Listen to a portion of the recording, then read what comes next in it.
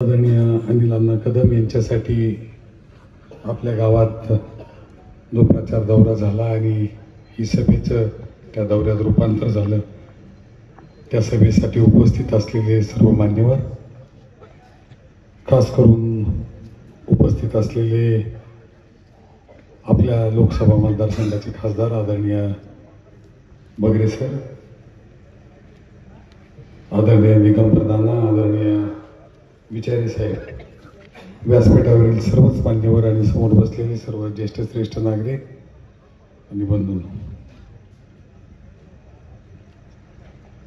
वेळ खूप झालाय आणि जास्त वेळ अण्णांना दिला पाहिजे या नात्याने मी जास्त वेळ घेणार नाही. परंतु काही गोष्टी बोलल्या पाहिजे. आता वचननामा धोरण मागे काय झालं, आता काय होणार आहे याबाबत बगरे सरांनी संपूर्ण विवेचन केले. त्यामुळे त्या बाबतीत बोलायचं काही कारण नाही. राजकीय फक्त काय परिस्थिती आहे यावर मी दोन शब्द बोलणार आहे आणि मग आपण अण्णा आपल्याशी संवाद साधतील.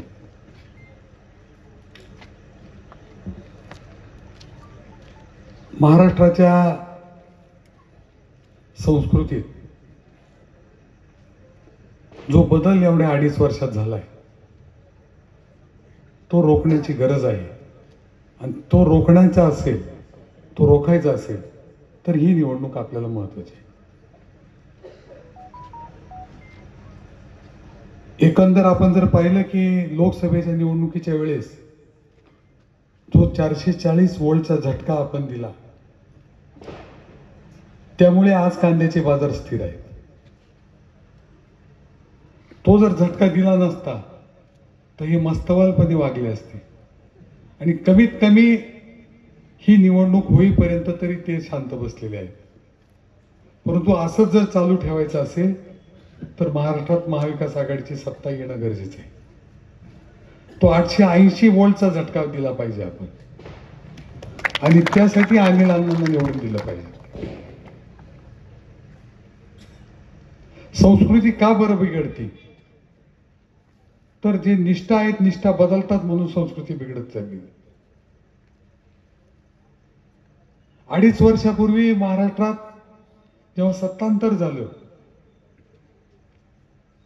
तेव्हा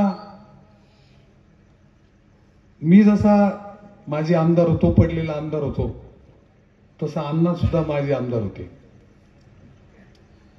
आणि आदरणीय एकनाथ शिंदे साहेबांचे आम्ही दोघं खूप जवळचे होतो. आमच्याकडे बरेच निरोप आले, खूप लोक भेटायचे, तुम्ही बाईंना भेटा, साहेबांना भेटा, आणि खूप प्रचंड असं प्रेशर आमच्या दोघांवर होतं, माझ्यावर होतं. मला वाटायचं माझ्यावरच एक, मला खूप साहेबांना मी खूप आवडतो का. परंतु एक दिवस मी शेवटी अण्णांना फोन लावला आणि अण्णांना म्हटलं, अण्णा मला तुम्हाला भेटायचंय. मग मी भेटलो अण्णांना. अण्णा म्हणे माझ्यावरही प्रचंड प्रेशर येतंय, काय केलं पाहिजे. ते म्हटलं तुम्ही सांगा बा. आता मी वयाने जरी जास्त असलो तरी तुम्ही सिनियर आहात. तुम्ही 10 वर्ष आमदार राहिले, मी 5 वर्ष राहिले. एकदा विरोधी पक्षात राहिले, एकदा सत्ताधारी पक्षात राहिले, परंतु 10 वर्ष तुम्ही आमदार राहिले. अण्णा म्हणे थांबा, आपण थोडे दिवस थांबू. मग एक दिवस अण्णा सिन्नरला माझ्याकडे आले. आम्ही दोघं 2 तास 2.5 तास बोलत बसलो. आणि शेवटी अण्णांनी मला असं सांगितलं की भाऊ, आपली जी ओळख आहे ती शिवसेना पक्षाने आपल्याला उमेदवारी दिल्या म्हणून आपण निवडून आलो. आपली ओळख ती आहे की ठाकरेंच्या मतामुळे आपण आमदार झालो, ही तर ओळख आपली आहे. ठीक आहे, आपण काम केलं असेल, आपण मागं खूप काम केलं असेल, समाजात फिरलो असो, परंतु शेवटी आपल्याला जो निर्णय घ्यायची वेळ आली तेव्हा आपल्याला ठाकरेंनी उमेदवारी दिली आणि म्हणून आपण त्यांच्याबरोबर राहिलं पाहिजे असं मला वाटतं. मी म्हटलं अण्णा, जे मला वाटतं तेच तुम्हाला जर वाटत असेल तर आपण दोघं मिळून हाच निर्णय घेऊ. अण्णा म्हटले आजपासून आपण निर्णय पक्का, आपण पक्ष सोडायचा नाही. काही झालं तरी पक्ष सोडायचा नाही, उमेदवारी मिळाली तरी सोडायचा नाही, नाही मिळाली तरी सोडायचा नाही. त्यावेळेची परिस्थिती, राजकीय परिस्थिती अशी होती की त्यांचा मतदारसंघ, माझाही मतदारसंघ, आमच्या दोघांचे मतदारसंघ हे अशा अवस्थेत होते की ज्या बरोबर आम्ही होतो तिथंच इथले आमदार होते. आमच्या जागा रिकाम्याच नव्हत्या. पण तरी सुद्धा आम्ही दोघांनी विचार केला की झालं तरी चालेल, पण आपल्याला आता इथंच थांबायचे, आपल्याला उमेदवारी नाही मिळाली, आपल्यावर गद्दारीचा शिक्का पडता कामा नाही, हे ठामपणे आम्ही निर्णय घेतला आणि आम्ही थांबून राहिलो. काय देवाच्या मनात काय होतं काय माहिती. सत्ता बदल झाली, अजितदादा तिकडे गेले, अण्णांचा फोन आला. मी म्हटलं अण्णा आमचे ते गेले.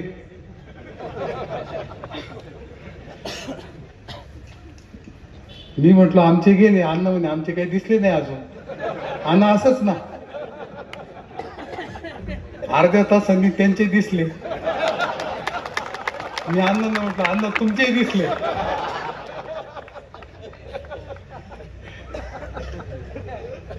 मग अण्णा मला म्हटले आपण दोघंही मोकळे झालो. आणि मग जेव्हा राजकारण चालू झालं आणि निष्ठेचा विषय आला, तेव्हा माझ्यासारखा एक सर्वसामान्य कार्यकर्ता हा लोकसभेचा उमेदवार झाला. माझ्या स्वप्नात नव्हतं, माझ्या मनात नव्हतं, मला माहिती नव्हतं. मी कधी उमेदवारी मागायला गेलो नाही. मला विचारलं तर मी नाही नाही म्हणायचो. लोक उमेदवारी मिळावी म्हणून देव पाण्यात घालतात आणि मी उमेदवारी मिळू नये म्हणून देवाला नवस करत होतो की देवा मला ही भानगड नको, मी विधानसभेचा उमेदवार आहे. अचानकपणे एका दहाव्याला गेलो होतो. रोज सकाळचा माझा कार्यक्रम, मी दहाव्याला गेलो. तिळ घेत असताना एकाचा फोन आला, जवळ आला, भाऊ तुमचं नाव आलं. माझ्या पायाचं कापरं चाललं. मला समजेना आता काय करायचं. मी म्हटलं खोटं असं फेक बातम्या येतात. तो नाही भाऊ खरी आहे. आणि मग त्यांनी मला व्हॉट्सअप दाखवलं. जेव्हा मी बातमी ते पत्र पाहिलं तेव्हा मी गांगरून गेलो. पण म्हटलं आता आपल्याला लढावंच लागणार आहे. आपल्या नेत्यांनी आपल्याला सांगितलं लढायचं तर आपल्याला लढावं लागणार आहे. आणि मग ती निवडणूक झाली. कशी झाली, काय झाली, 55 दिवस ती निवडणूक चालली. शेवटचे 5-7 दिवस तर असं झालं होतं की तू पडला म्हणून घरी जाय असं जरी कोणी सांगितलं असतं तरी मी घरी गेलो असतो. हा इतका थकलो होतो. बरं दोन्ही बाजूनी थकलो.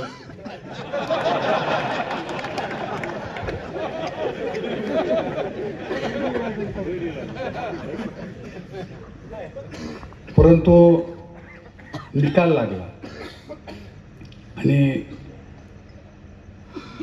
जे लोकांच्या मनात होतं, जे लोकांना पाहिजे होतं, आम्ही कसं वागावं, हे लोकांना जे पाहिजे होतं तसं आम्ही वागलो म्हणून आम्ही निवडून आलो. त्यावेळी जे निर्णय घेतलेले होते ते आम्ही दोघांनी घेतला होता. आमच्यामुळे योगेश बापू आमच्या बरोबर राहिला. आज योगेश बापूला उमेदवारी मिळाली. आम्ही दोघं एका बाकावर बसायचो. अण्णा सिनियर होते, अण्णा पुढच्या बाकावर बसायचे. परंतु तुम्हाला सांगतो, अण्णा जर बोलायला उभे राहिले तर विरोधी पक्ष नेत्यापासून मंत्र्यांपर्यंत सगळे सभागृहात येऊन बसायचे. याचं कारण एक आहे, आम्ही प्रश्न मांडायचो लोकांचे. परंतु अण्णा जेव्हा प्रश्न मांडायचे तेव्हा प्रश्नांचं उत्तर काय हे सुद्धा मंत्र्यांना सांगायचे. हा बदल माझ्यामध्ये किंवा अण्णांमध्ये, हा आमच्यामध्ये बदल होता. मी प्रश्न खूप मांडले, परंतु प्रश्नाचा इलाज काय, याचं उत्तर काय पाहिजे हे मी कधीच मांडलं नाही. आणि जेव्हा मी विधानसभेचा सदस्य राहिलो नाही तेव्हा माझ्या लक्षात आलं की आपण मांडत होतो फक्त प्रश्न आणि अण्णा मांडत होते तर प्रश्न आणि त्याच्यावर इलाज काय हे सुद्धा अण्णा सांगायचे. म्हणजे इतका अभ्यास अण्णांचा होता. आणि तरी सुद्धा असा माणूस जेव्हा निवडणुकीत पराभूत होतो तेव्हा थोडा क्लेश होतो. परंतु हे दिवस आल्याशिवाय चांगल्या दिवसाची किंमत येत नाही. मी विधानसभेत पडलो, लोकसभेचा सदस्य झालो. कधी दिल्ली पाहिली नव्हती. नुसती दिल्ली पाहिली नव्हती, नाही मी विमानातच बसलेलो.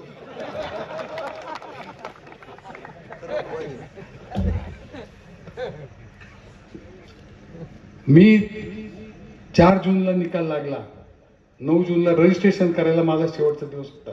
मग मी दिल्लीला गेलो. जाताना राजधानी एक्सप्रेसने गेलो, येताना विमानाने आलो. तो माझा पहिला विमान प्रवास.